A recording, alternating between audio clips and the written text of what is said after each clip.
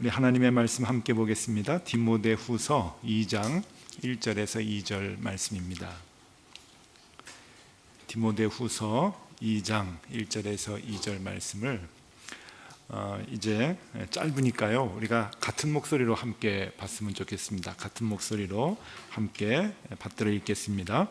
내 아들아, 그러므로 너는 그리스도 예수 안에 있는 은혜 가운데서 강하고 또 내가 많은 증인 앞에서 내게 들은 바를 충성된 사람들에게 부탁하라. 그들이 또 다른 사람들을 가르칠 수 있으리라. 아멘. 하나님께서는 하나님의 자녀 누구에게도 사역자로 부르셨습니다. 성직자와 평신도를 가르는 것은 종교 개혁의 정신이 아닙니다.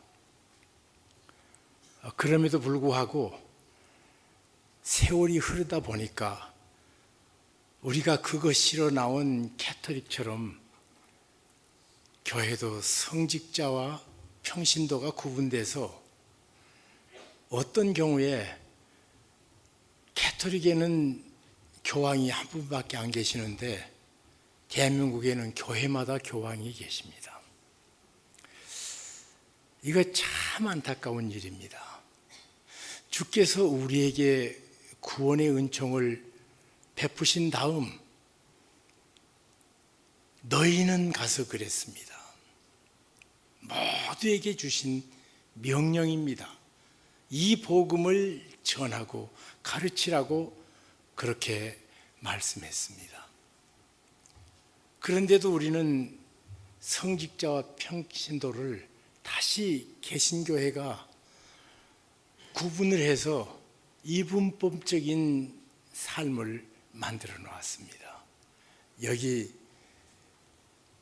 써진 이 영어가 너무 재밌는데 go하고 back이거든요. 나는 그냥 컨페스인 줄 알았습니다. 그랬다가 이걸 보면서 참 우리가 다시 돌아가야지. 너무 멀리 떨어져 나왔지 않나 이런 생각을 갖게 됩니다. 누구든지 사역자로 부르셨습니다. 여기 사역자로 부름은 사역을 감당할 힘이 필요합니다. 어떻게 그 힘을 내가 가질 수 있습니까? 여기 믿음의 아들 디모데에게 사랑하는 내 아들 디모데야, 너 수줍은 건 내가 잘 알아. 너 병 약한 것도 내가 잘 알아. 너 늘 소극적인 사고 가진 것도 내가 잘 알아. 그런데 그것을 이기는 건 다른 방법 없다. 네가 은혜 속에 있어라. 은혜 속에서 네가 강해진다. 여러분, 누가서 2장 42절에 예수께서 이 세상에 가장 먼저 설명된 모습이 있다면 우리 예수님이 키가 자랍니다. 두 번째로 지혜가 충족해집니다. 그리고 세 번째로는 이 두 개만 있으면 사람들은 되는데 하나가 더 있습니다. 하나님의 은혜가 그 머리 위에 있도다. 우리는 우리 애들이 건강하게 자라기만 하면 좋지 않아요? 근데 건강하기만 하면 또 뭐해? 지혜가 없으면 학교 가서 늘 꼴찌나고 세상 열등생 될까 봐 우리 걱정하는데 우리 예수님도 똑같이 키가 건강하게 자라는 것처럼 지혜가 충족했다고 말합니다. 아마 우리 모든 자녀들이 그렇게 자라기를 원합니다. 그런데 세 번째, 여기에는 부모들이 관심이 없습니다. 이것 때문에 돈을 쓰거나 애쓰지도 않습니다. 뭡니까? 은혜. 여러분, 이 은혜는 사람을 사람되게 만드는 능력입니다. 은혜라는 말은 도무지 바랄 자격이 없는 사람에게 아무 조건 없이 주시는 하나님의 선물입니다. 그 선물, 그것 내 인생 속에 역사할 적에 나를 키웁니다. 그리고 나를 장성하게 계속 인도해 줍니다. 그리고 사역할 수 있는 능력이 되어 줍니다. 그래서 믿음의 사람 사도 바울은 얼마나 많이 노력했습니까? 수고했습니까? 예를 써서 살았습니까? 아마 그분보다 고생도 희생도 노력도 많이 한 사람이 없는데, 내가 그 수고와 노력 때문에 나댔다고 말하지 않고 나의 나댄 것은 하나님의 은혜라. 은혜가 나를 만듭니다. 하나님의 사람 다윗은 여호와께서 내게 주신 그 은혜를 무엇으로 보답할까? 은혜예요. 은혜가 우리 속에 있을 적에 우리를 넘어뜨리는 무서운 세력 앞에서 나는 강해지고 넉넉하게 승리하는 놀라운 권능을 그분으로 받습니다. 그런 거로 우리들이 늘 인생을 살아가면서 내가 하나님의 은혜 속에 있는가, 그렇지 않으면 내 노력 속에 있는가 늘 좀 보세요. 좀 내 자식을 키우면서 아이가 건강하게 잘 자라는가, 그리고 아이가 공부 열심히 잘했는가, 그것으로 끝내지 마시고 모든 부모요, 내 사랑하는 아이들이 그 은혜 속에서 자라고 있는가 보십시오. 내 생애를 뒤돌아볼 적에 나처럼 바보 같은 머저리를 1965년 7월 24일 날 나를 불러주셔서 도무지 목사 안 되려고 발버둥 치는 나를 항복시켜 주시고 65년에 예수님 영접했는데 66년에 CCC라는 이 대학생 모임에서 간사로 전도자로 첫 발을 내딛게 해주셔서 오늘까지 오게 했던 지난 날을 요즘은 간혹 뒤돌아보면서 야, 은혜다. 이 교만하게 듣지 않았으면 좋겠습니다. 정말 해야겠다고 생각한 것이 안 해진 것을 내가 기억을 못 하겠습니다. 못한 것도 있었을 텐데 도무지 기억이 안 돼요. 그러면 이제 걱정이 됩니다. 그래, 오늘까지 하나님의 은혜로 내가 여기까지 와서 내가 나 되었는데 그 은혜가 나를 떠나면 어떻게 될까 걱정스러울 때가 있습니다. 그러다가 사탄아 물러가라. 내가 예수 믿기 전에 그 악할 때 나를 찾아오셔서 은혜로 내 인생을 바꿔주신 그분, 그 처음 만났을 때보다 지금은 얼마나 나아졌냐 말이에요. 그런데 왜 버려? 그리고 지금까지 내가 살아온 것이 내 힘과 내 노력과 내 예수로 됐다면 이것이 배터리처럼 닳아져 가지고 내년을 기약을 못할 텐데, 그렇게 된 것이 아니라 주의 은혜가 나를 여기까지 붙잡아 주셨다면 내년을 얼마나 기대해야 되겠는가 말이지. 교회 분립해서 얼마나 멋진 교회 될 것인가. 기대 안 되세요? 내 것으로 했다면 기대할 것 없습니다. 잘 될 수도 있고 못 될 수도 있고 그렇습니다. 그러나 하나님의 은혜가 붙잡으셔서 나를 여기까지 오게 했다면 10년 후를 얼마나 우리 기대하며 살아야 되겠습니까?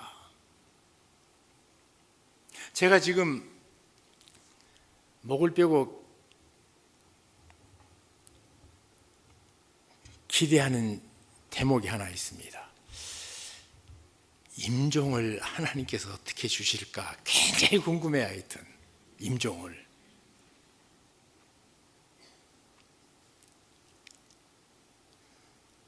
여기까지 은혜로 붙잡아 주신 그분은 내 숨지는 그 순간에도 은혜로 붙잡아 주실 줄로 믿습니다. 은혜 놓치지 마십시오. 하나님께서 나를 향해서 하나밖에 없는 네 아들을 주시니 엄청난 선물, 은혜. 그 은혜 안에 있을 때만 나는 강합니다. 늘 점검하세요. 두 번째로 사역합니다. 이제 뭘 사역합니까? 믿음의 스승인 하나님의 사람 이 사도 바울이 가르쳤던 그 복음, 가르쳤던 그 진리의 말씀, 이것을 내가 너한테 가르친 것처럼 너도 가르쳐라. 아까 저녁 식사하면서 한 장로님께서 그러시더라고요. 주일학교 그냥 폐지하고 아빠가 자식들을 직접 가르치는 이런 체제가 되면 어떻습니까? 하는 얘기를 했습니다. 정말 그렇습니다. 왜 귀한 것을 남한테 맡겨? 그렇잖아요.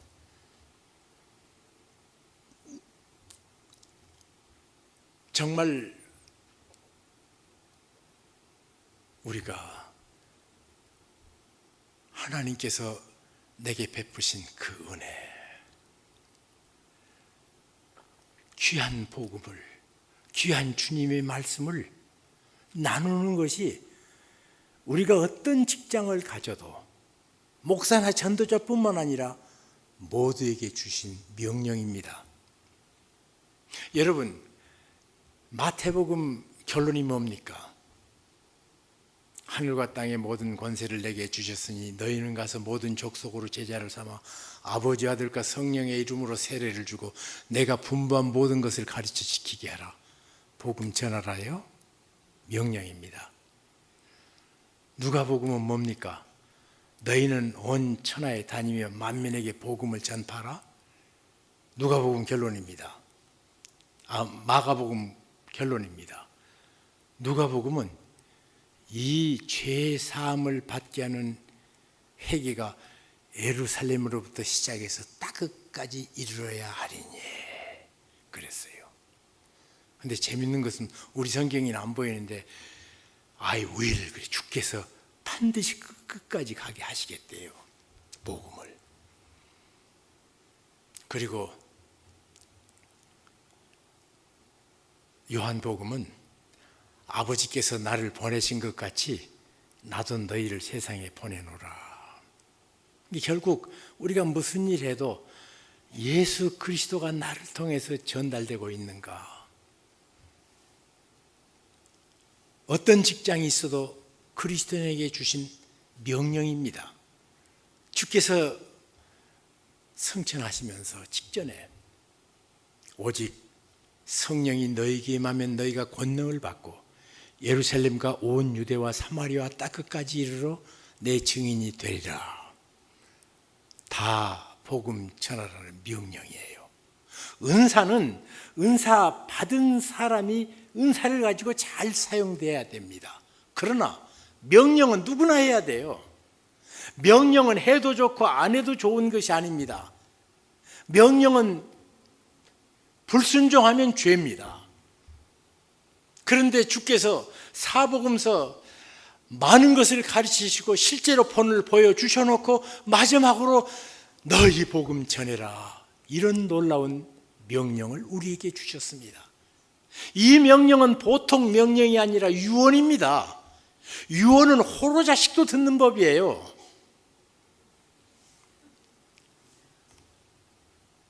디모데에게 또 같은 얘기합니다. 내가 너에게 가르친 모든 것을 가지고 충성된 사람을 만나서 전해라. 그러면 그 충성된 사람이 또 다른 충성된 사람을 만나서 전하리라. 사역의 가장 중요한 기초는 충성입니다. 이 충성이라는 단어는 이 피스토스라는 말인데 믿음이 피스티스입니다. 그래서 피스티스나 피스토스가 같은 쌍생어입니다. 재밌는 것은 이 감사라는 말이요, 히브리 말에는 remembrance라는 뜻이에요. 기억한다. 그런데 영어에 있어서 thanks라는 말과 think라는 말이 같은 어원입니다. 쌍생어입니다. 여러분, 다른 사람이 내게 베푼 그 은혜를 기억하지 않는 것을 배은망덕이라고 그러고요,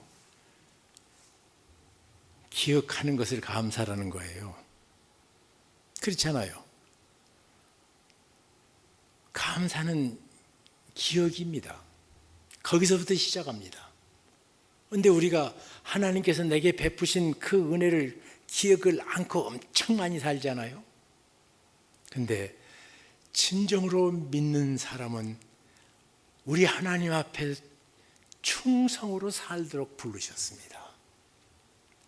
이 충성이라는 이 피스토스 단어를 가장 멋지게 쓴 헬라어의 그 문학이 있는데, 그것은 호마라는 사람이 오디세이라는 대서사시를 썼습니다. 일리어드는 트로이 전쟁을 가는 얘기고, 그리고 오디세이는 그 전쟁 끝나고 다시 돌아가다가 10여 년 유랑하는 얘기입니다. 그래서 일리어드는 아킬레스라는 용장이 그 중심이라면, 오디세이라는 사람이 오디세이의 그 방황을 주인공으로 그의 이름이 써져 있습니다. 그리스 영웅들을 트로이 전쟁 끝난 다음에 돌아옵니다. 그런데 가다가 노도 강풍이 불기 시작합니다. 배가 흔들립니다. 더대 한쪽이 기울이기 시작합니다. 깜깜한 칠흑 같은 밤에 배는 이리저리, 그리고 큰 파도가 그 배 위에 올라가서 사람들은 이리 밀리고 저리 밀리면서도 물을 뿜어서 밖으로 보내느라고 노력할 때였습니다. 그때 선장이 큰 소리로 외칩니다. 해신 포세이돈이요. 나는 해신 안 믿습니다. 근데 그건 호마가 믿었고 그리스 사람들이 옛날에 믿었대요. 해신 포세이돈이요, 당신은 풍랑으로 이 배를 마음대로 조종할 수가 있고 큰 파도로 이 배를 부셔버릴 수가 있습니다. 그렇지만 나는 지금 내 손에 잡고 있는 이 배 키에 피스토스 하겠습니다. 그럽니다. 당신은 이 배를 깨버릴 수가 있지만 그래도 나는 선장으로서 이 배의 키를 끝까지 붙잡겠습니다. 이것이 피스토스를 가장 멋지게 표현한 단어라고 그렇게 얘기합니다. 그런데 저는 참 운이 좋게도 이 피스토스를 삶으로 실천한 한 분을 스승으로 모셨습니다. 1965년 7월 24일 날 제가 예수 그리스도를 개인의 구세주와 주님으로 영접한 다음 얼마나 기쁘든지 마음속에 넘쳐 흐르는 이 평강, 늘 근심하고 걱정하고 염려하고 두려워하고 살았던 내 인생, 어둠으로 꽉 찬 내 인생에게 빛이 들어왔고 내 마음, 그 늘 불안으로 덜덜 떨던 내 인생이 불안과 공포에서 진정한 평화를 얻게 됐고, 정말 마음속에 진정한 기쁨을 알지 못했던 내가 아무것도 없어도 기쁨이 샘처럼 넘쳐나는 예수 그리스도의 삶을 시작하고 얼마나 기뻤는지. 그래서 그때 제가 한 것이 있습니다. 뭘 했는가? 내가 어릴 때부터 크리스찬 가정에 태어났기 때문에 설교는 많이 들었는데, 그리고 집에서 새벽마다 아침 예배 드리면서 한 장씩 읽어서 읽는 것 같았는데 내 눈으로 읽어보지 못했다. 내 눈으로 성경을 읽어야겠다. 그래, 옛날 집에는 벽장이란 것이 있었습니다. 그랬죠? 벽장. 제가 수유 3동에 살았거든요. 벽장에 들어가 가지고 창세기를 읽고 한참 기도하고 출애굽기 읽고 기도하고, 그러다가 먹는 것도 귀찮아서 먹는 것도 안 하고요. 5일 동안 읽으니까 신구약 성경을 내 눈으로 처음 봤습니다. 그 기쁨, 감격, 야, 이게 진리라는 말이야.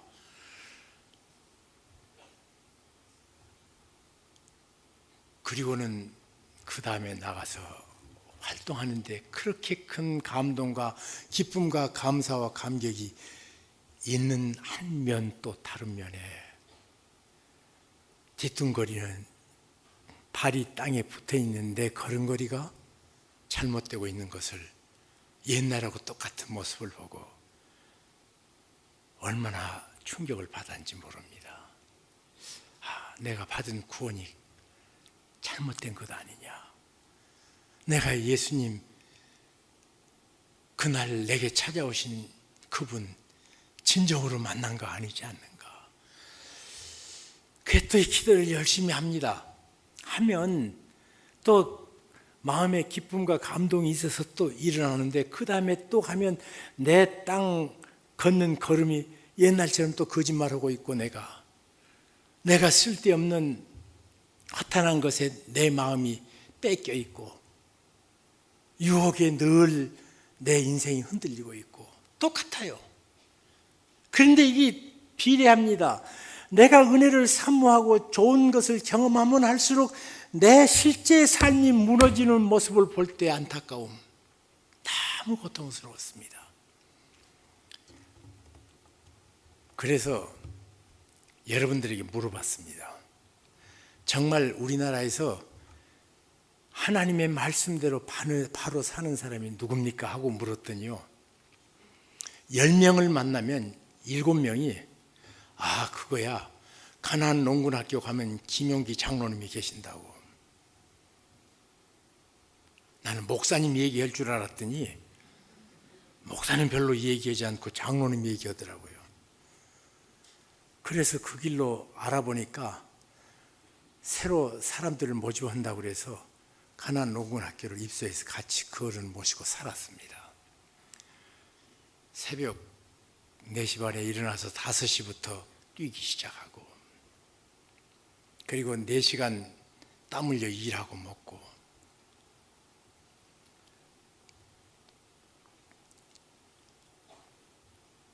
시간이 되어서 제가 장로님 이제 제가 가겠습니다. 그러니까 그분이 홍군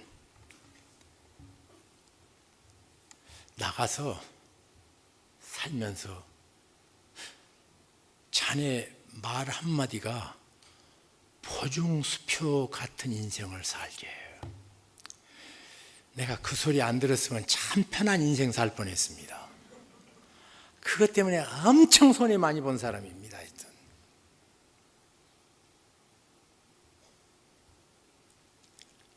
괜히 안 물어볼 걸 그냥 나오면 되는데 괜히 가서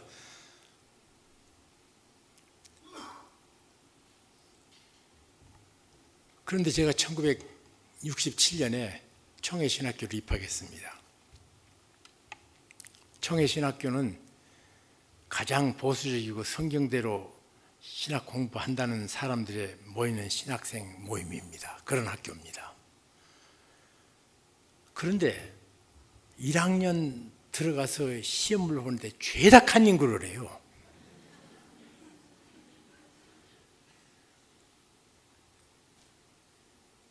저는 이제 철학과 공부했거든요. 시험 문제 내놓고 교수님이 반장 나중에 다 쓰면 걷어와 그래요. 그렇게 4년을 살았는데 신학교 가니까 아주 대놓고 칸닝구를 시작해요. 제가 너무너무 마음이 아팠습니다. 그래서 6월 6일 날 현충일이죠. 그때는 딸기를 먹으러 안성이나 이런 데 갔습니다. 기억하십니까? 나이 드신 분은 옛날 안성 딸기 먹으러 갔죠. 6월 6일 날. 그래서 내 친구들을 꼬여가지고 내가 딸기 사준다고 그래가지고 김용기 장로님께서 사시는 가나안 농군학교 하남시입니다. 지금 거기 황산벌 그리로 신학생들을 모두 다 모시고 갔습니다. 그 아침부터 저녁까지 장로님에게 부탁해서 장로님 제게 가르쳤던 말씀을 좀 우리 신학생들에게 가르쳐 주십시오.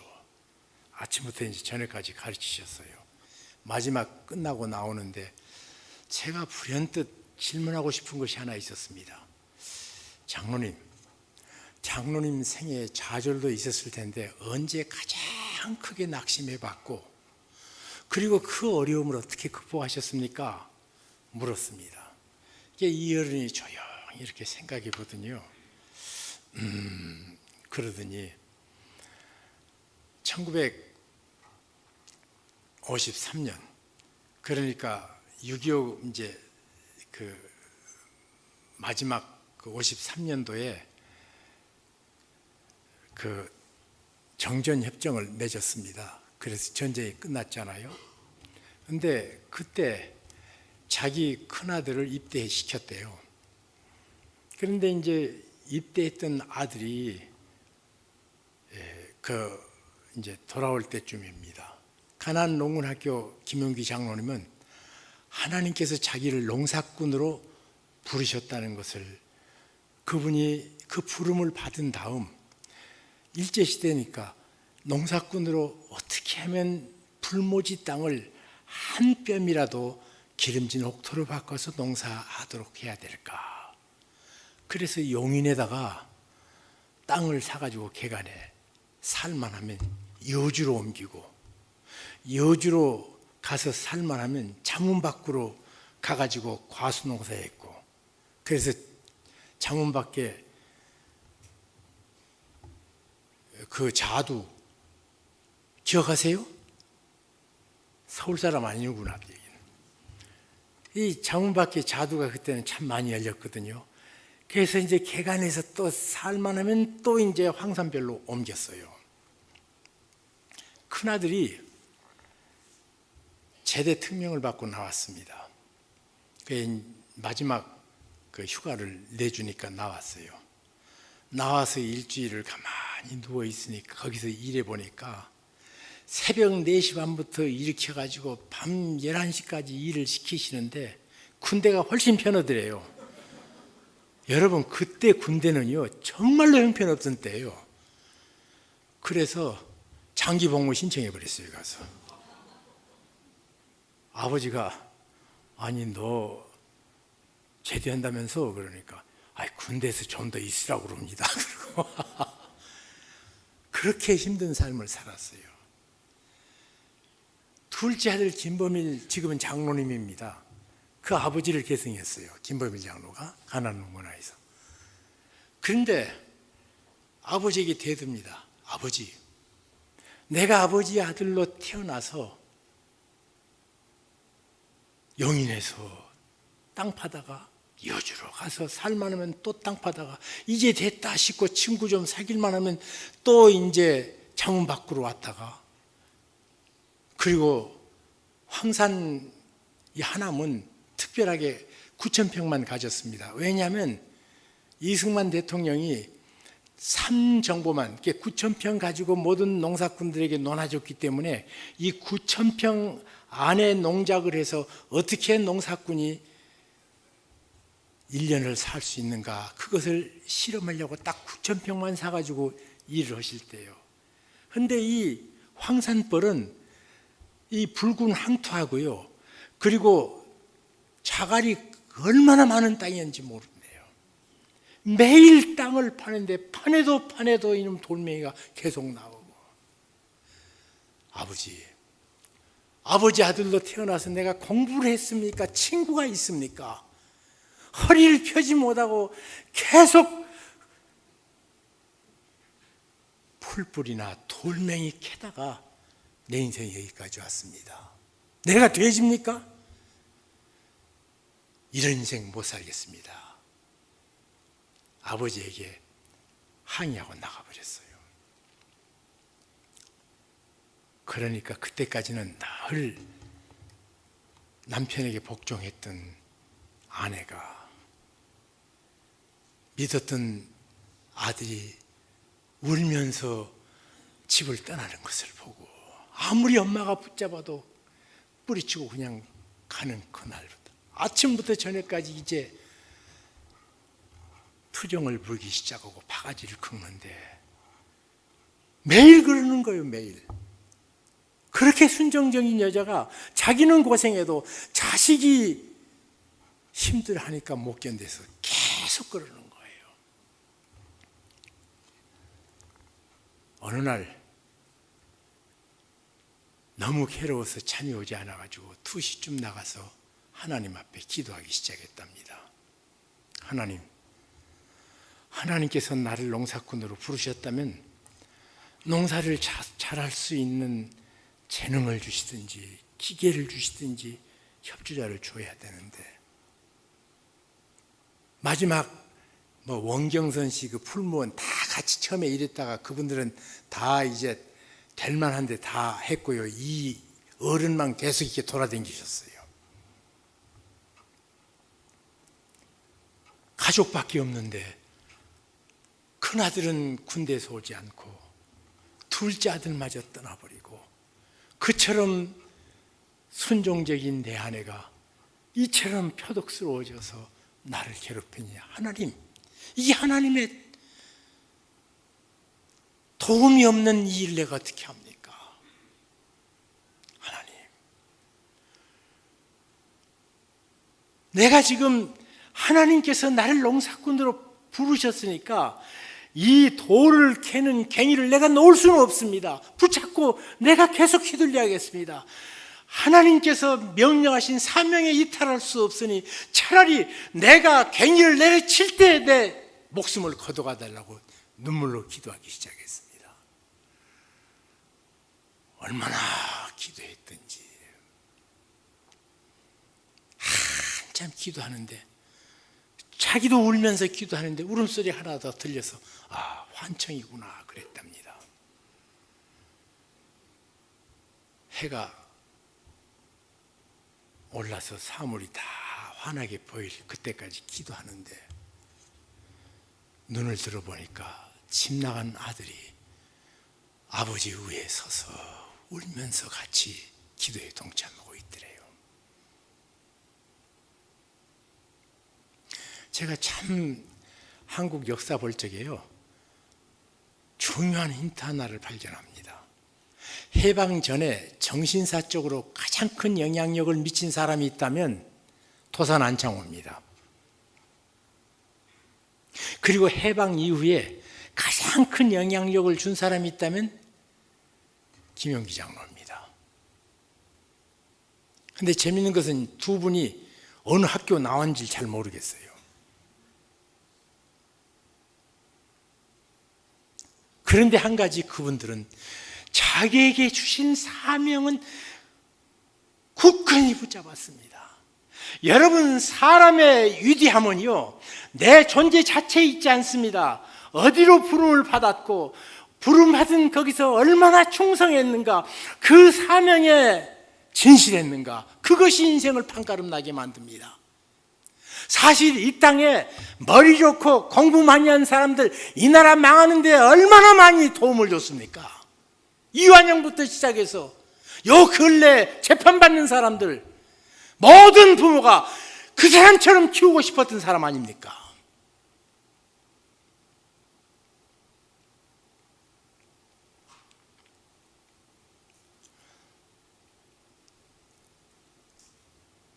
요즘 젊은이들 보면 부러워서 견딜 수 없는 것이,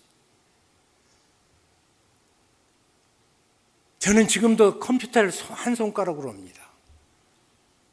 근데 내 아들 보기만 하면, 보면 손으로 움직여서 글을 만드는 거 보면 얼마나 빠른지. 그리고 지 마음대로 하버드 라이브러리로 갔다가 옥스퍼드 라이브러리로 갔다가 내 아이들이 막 그러는 걸 보면요, 속에 불이 납니다. 우리 시대는 책도 없어서 잘 못 읽었는데 지 마음대로 너무 많은 정보를 어찌 주체할 수 없어서 저런 젊은 시대 참 부럽다 그러다가도 요즘 젊은이들을 보면 도무지 사명감이 없는 거 볼 때마다 야, 불쌍하다. 너무 불쌍하다.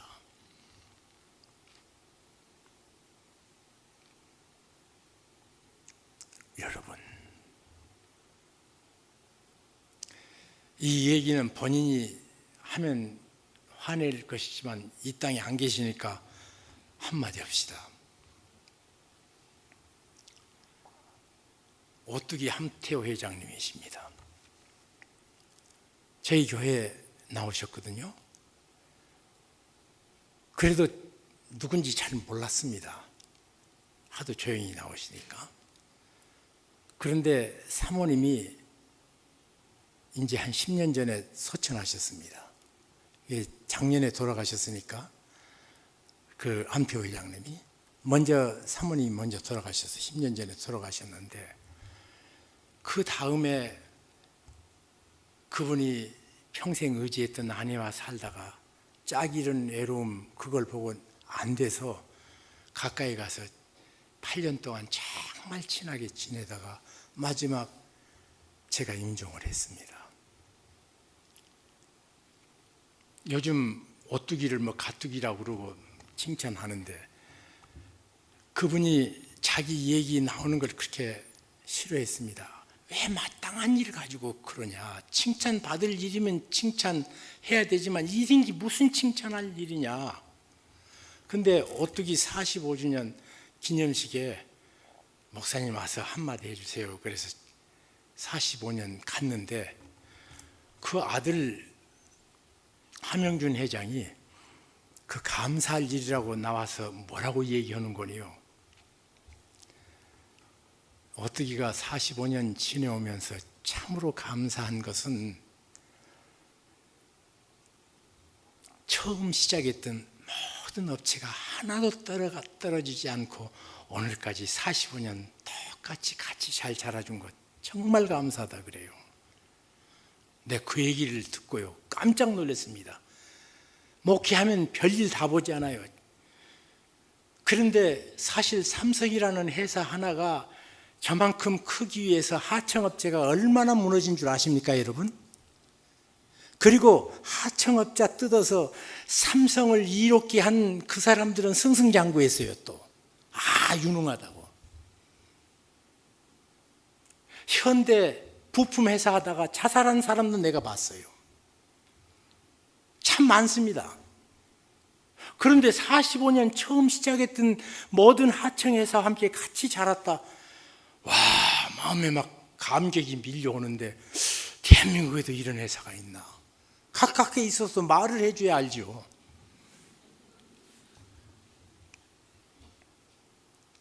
그래서 근데 며칠 후에 목사님 식사하십시다. 그래서 이제 꼭 식사하면 그 젊은 함영준 회장도 꼭 같이 합석시켜서 셋이 꼭 시간이 되면 식사하자고 그래요. 그러니까 아들을 둘이 얘기하는 거기에 좀 끼우고 싶어서 자꾸 그러시는 것 같아요.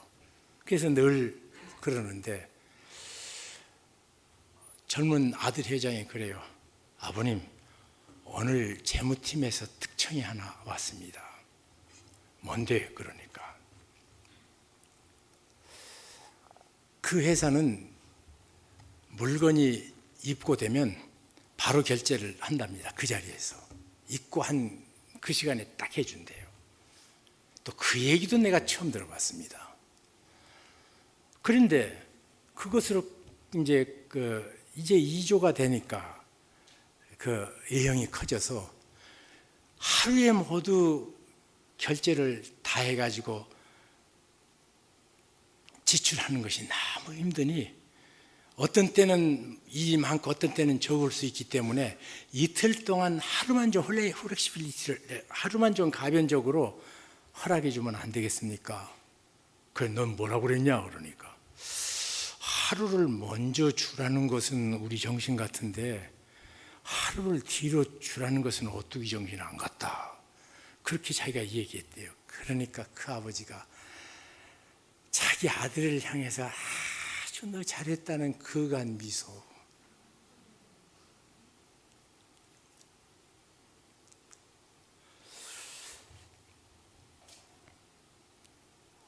그리고 그분 임종을 제가 했습니다.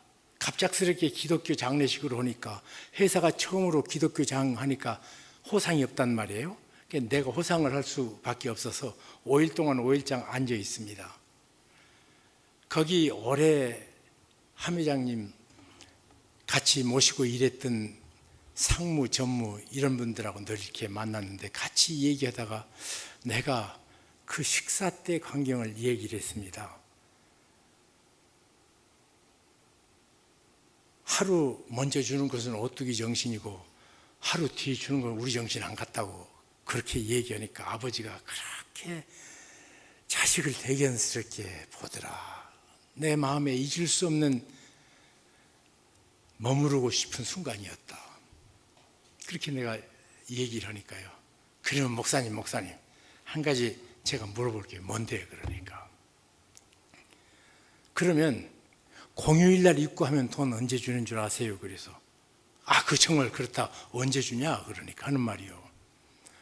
공휴일날 입고하면요 그 전날 반드시 돈을 준대요. 다 됐다고 그러면. 그래서 내가 이것은 법정적으로도 아무 잘못이 없는데 왜 하루 앞을 줬냐?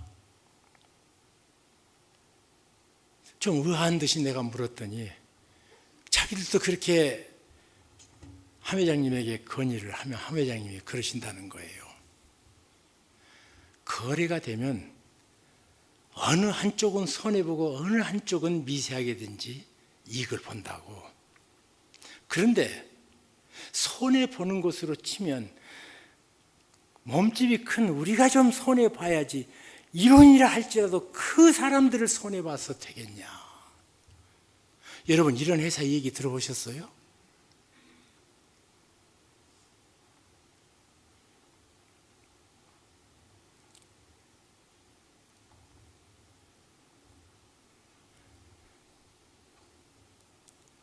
그분 살아계실 적에 바덴벨이라는 사람이 스웨덴의 그 모든 GDP의 30%를 장악한 큰 회사랍니다.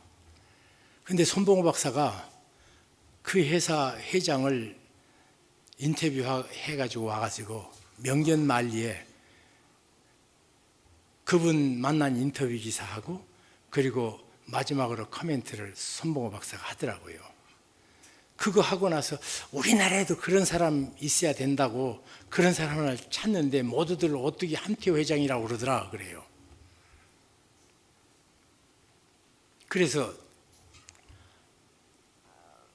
1시간 동안 오뚜기 함 회장님 KBS 1에서 인터뷰하는 기사를 내고 싶어 하는데 홍 목사님 좀 설득해 주세요. 그걸 한 건 했잖아요. 내가 이제 가면 어떤 광고보다 1시간짜리 60분을 죄다 오뚜기를 홍보할 수 있는 얼마나 좋은 기회예요.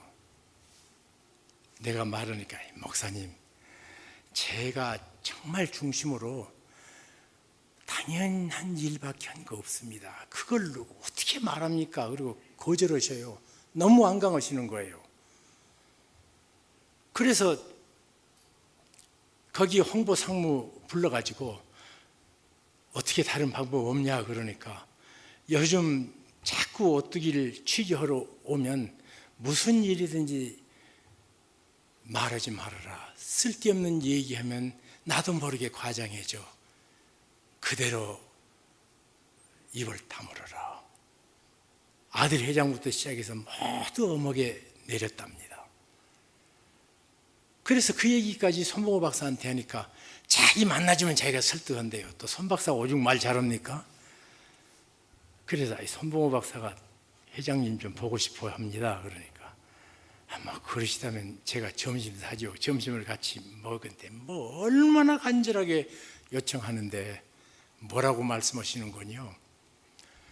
나는 땀을 흘려야 되는 사람이지 말하는 사람 아닙니다. 완강해요. 못했습니다. 그러면 이제 내 마음속에 사람들에게 빗바르지 않는 칭찬을 우리 하나님께 그날 만날 적에 칭찬 듣겠구나, 이런 생각으로 마음에 이루었습니다. 자금 이후로 주 안에서 죽는 자는 복되도다 하시니 성령께서 가라사대 그러하다 너희 수고가 쉬리니 그 후에는 그가 행한 일이 따름이니라. 그 다음 행한 일, 주님 앞에만, 다른 데서 한 번도 개봉 안 된 향기, 주님 앞에만 드려지는 향기가 되겠구나, 야 참 좋구나 그랬는데 여기저기서 터져 나오더라고요.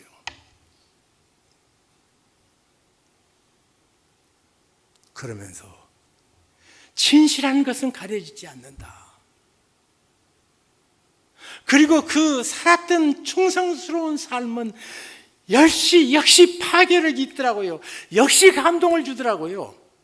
그런데 제가 알고 있는 오뚜기의 실상은, 지금 열심히 취재했던 것은 정말 곁다리 같은 소리밖에 안 해요.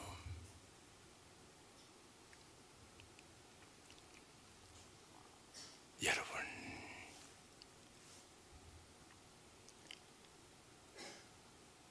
그분의 충성이 그대로 끝난 줄 알았습니다. 제가 젊었을 때 읽었던 우찌무라 간소의 연설문, 그것을 그냥 딕테이트해서 낸 글이 있습니다. 후대에 남길 최대의 유산, 그런 제목입니다. 근데 저는 함태호 회장님 보면서 최대의 유산은 아닐지 모르지만 최선의 유산을 남겼구나. 여러분, 돈 많이 남긴 사람들, 돈 많아서 그 자녀들이 얼마나 어그러진 인격을 가지고 이 땅에 자라고 산 줄 아십니까? 돈 없으면 멀쩡할 사람들이 돈 때문에 범죄하고요, 돈 때문에 가정 깨고요, 돈 때문에 비인간적이 되고요. 나는 그래서 어쩌다고 저 사람은 재수없이 돈을 많이 벌어가지고, 제가 꽤 한국의 재벌들 압니다. 어찌어찌 해서 만나서 그 가정을 가보면 아니에요. 사이 좋은 형제를 내가 못 봅니다. 근데 어떻게 가족들, 아이들, 그 집 자녀들, 손주들까지 어떻게 잘 자랐는지, 야, 복인이다. 최선의 유산은 가까이 있는 사람에게도 똑같이 아름다운 축복이어야 돼요. 그런데 어떤 경우에 이 최대의 유산을 남겨준 사람은 그 최대 때문에 자식들의 생애가 일그러지고 찌그러진 인생을 산단 말이에요. 여러분의 생애가 하나님께 부름을 받아서 하나님께서 주시는 사역을 하게 되면서 하나님께서 내게 맡기신 일을 삶으로 증거하며 살아야 될 부름을 받은 사람입니다. 그리고 그 부름을 충성된 사람들을 찾아서 전수해야 될 부름을 받았습니다. 여러분, 다른 사람을 충성된 사람으로 알아보기 위해서 해야 될 것이 몇 가지 있습니다. 그 중에 자기가 충성되지 않은 사람은 충성된 사람을 볼 수가 없습니다. 사도 바울이 충성된 사람을 찾으라고 했던 것은 사도 바울이 충성된 사람이었습니다. 그리고 그 충성은 강의로 전수 안 됩니다. 여러분, 우리 자녀들이 부모들이 원하는 대로 자라지 않습니다. 우리 자녀들 가르친 대로 자라지 않습니다. 어떻게 자란 줄 아세요? 부모가 살던 대로 삽니다. 내 모든 자식의 문제, 내가 얼마나 주님을 충성했는가에 따라. 우리 아버지 보니까 예수님 안 계셔. 그래서 젊은 아이들이 우리 엄마 보니까 예수님 아니야. 그래서 얼마나 밖으로 빠져나간 줄 아십니까? 이처럼 멸시받는 기독교. 파리에서 어떤 예수 잘 믿는 화가가 한국에서 그림 배우려고 여름방학에 대학생들이 우르르 몰려왔길래 주일날 교회 가자 그러니까 기독교요? 혐오 종교 아니에요? 그러더래요. 이것이 남의 얘기가 아니라 말은 번들으라고 실제 우리 속에 충성이 없을 때 여러분 하나님께서 충성된 사람을 통해서 여러분에게 보내주신 그 복음, 당신을 충성되이 여겨 복음을 전수했는데 다른 데는 몰라도 왜 사랑하는 자녀들에게는 이 복음을 유산으로 물려주지 않습니까? 함태 회장님 보면서 제가 마음으로 감사하고 감격하는 건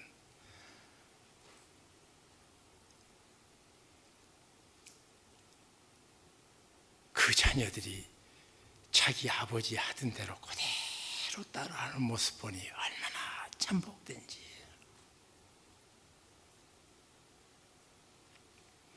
신문에 그분이 1,500억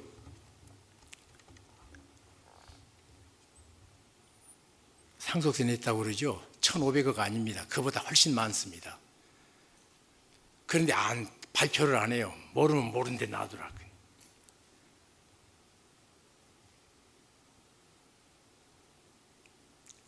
제 옆에 있는 어떤 분이 함회장하고 가까운 줄 아니까, 그 집하고 가까운 줄 아니까 절세하면 상당히 돈을 깎을 수 있을 텐데 자꾸 내 옆에 그러더라고요. 그래서 아들 회장 불러서 아니 그 절세가 가능하다는데 그러니까 저도 그러고 싶은데요. 우리 아버지 유언입니다.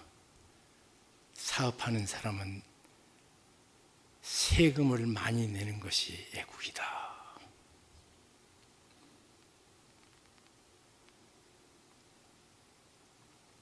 이 나라가 이처럼 어두운 것은요, 예수 믿는 사람들이 요령을 부려가지고 요령 부득의 나라를 만들어가고 있어요. 오늘 이 시간 내게 주신 사명의 길을 다시 붙잡으십시다. 내 자녀들이 충성되게 살기를 원하기 앞서서 내가 충성되게 주께서 내게 맡기신 이 길을 붙잡고 있는가를 다시 확인하십시다. 거기서부터 시작해야 됩니다. 그리고 내가 살다간 그 다음 내 사랑하는 아이들이 우리 아빠 고루타분하다, 우리 엄마 광신도다 그랬던 사람들도 그 충성됨 진미를 볼 때 언젠가는 훈장으로 느끼고 영예로 느낄 때가 반드시 올 것입니다.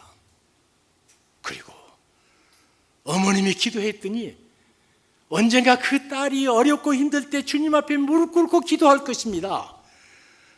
아빠가 매일 아침 하나님 말씀을 붙잡고 씨름할 적에, 그리고 그대로 살려고 넘어져도 또 일어나고 그 말씀대로 순종하기 위해서 또 넘어져도 일어나고 또 일어나는 걸 보면서 무너지지 않는 인생을 배울 것입니다.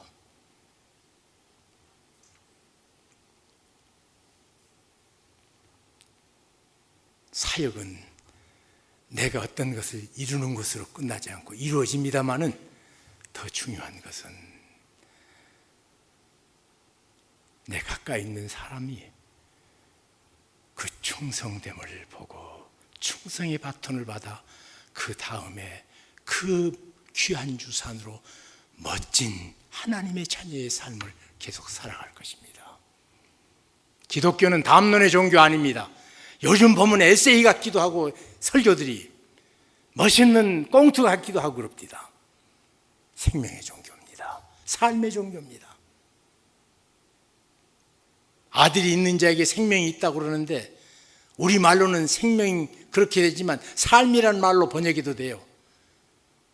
삶, 생활, 생명, 이게 하나 라이프예요. 조에라는 말이에요.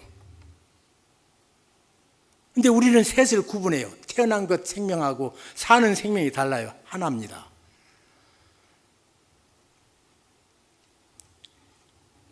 주께서 주신 생명, 주신 사역을 향한 충성으로 살아서 이 충성의 바톤을 내 사랑하는 사람들에게 전달하는 이런 복된 인생 되시기를 우리 주님 이름으로 축복합니다. 기도하겠습니다. 주님, 감사합니다. 주님 말씀 붙잡고 충성스럽게 살았던 귀한 분들 보면서 우리가 주께서 주신 사명에 대해 너무 등한히 했던 게을렀던 저희를 보게 됩니다. 주여, 다시 주께서 내게 처음 주셔서 그처럼 기뻐하고 감동하며 받은 직책에 감사가 다시 회복되는 시간 되게 도와 주시옵소서. 그리고 이 충성 바톤을 내 사랑하는 자녀와 이웃에게 유산으로 남기는 이런 은총 주옵소서. 예수 그리스도 이름으로 기도하옵나이다.